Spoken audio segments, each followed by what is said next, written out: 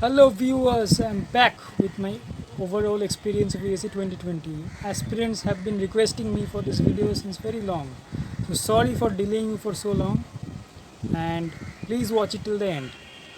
I am sure you will learn some things which will help you if you are an ESC 2021 aspirant.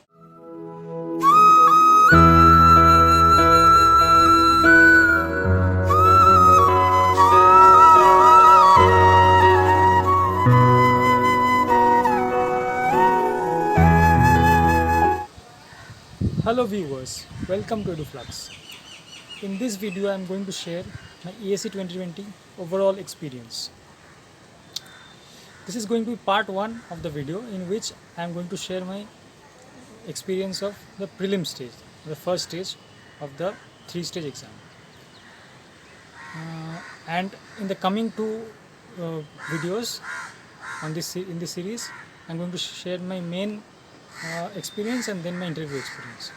So please watch it till the end, not quit in between, as this video is going to be very informative. I hope you will get to learn some things which will be useful if you are an ESC aspirant. So let's get started. ESC, as we all know, Engineering Services Exam.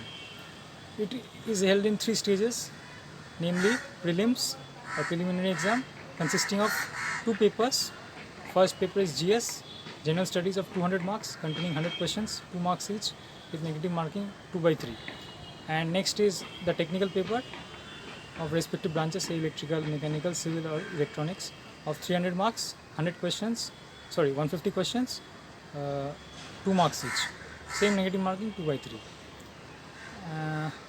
So total consists of 500 marks. Out of this, in each paper, to qualify for the main stage, you have to score 15%. That makes it 30 in the GS paper, and in the technical paper 45. That is the minimum marks. Like if someone gets very good in technical but doesn't qualify in the GS paper, then he can't appear for the main stage. That is the rule. But there is also a cumulative cutoff out of 500 which the candidates have to cross.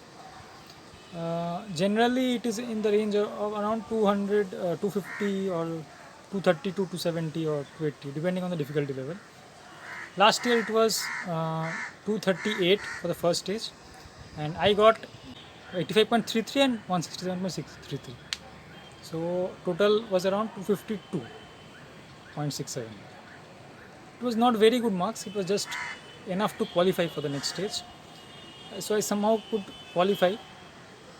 The problem is at the beginning, just after appearing for the prelims or at the time when the prelim result is announced, you don't get to know your marks. And the institute answer key is very much with the UPSC official answer keys. So there lies a lot of confusion regarding how much actually the candidate scored. So in the prelims, my strategy was to attempt maximum number of questions as I could. Like in the technical paper, I attempted 125 out of the 150 questions, and in the GS paper, I attempted around 88 questions. Attempt was too high. Like may or may not attempt, but attempting more will make one on the safer side.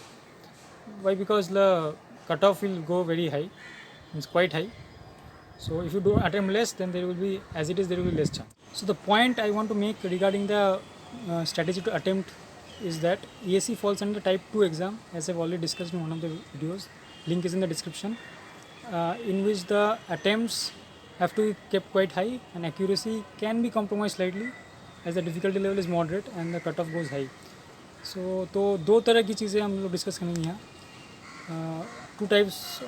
There are 2 different papers, right? GS, General Studies, and the technical paper. The GS, what I learned is you have to study, go through all the subjects more or less once by yourself from some source, say material or whatever you have, and then apply your common sense in the exam center. That is very important. By intelligent guessing, you can answer many questions. So please go through all the questions once. This is what I learned from my experiences of 2 attempts. And in the technical paper, what I learned is technical paper, just more of in knowledge, कितना आप पढ़े हैं, कितना cover किए हैं, how much you have covered.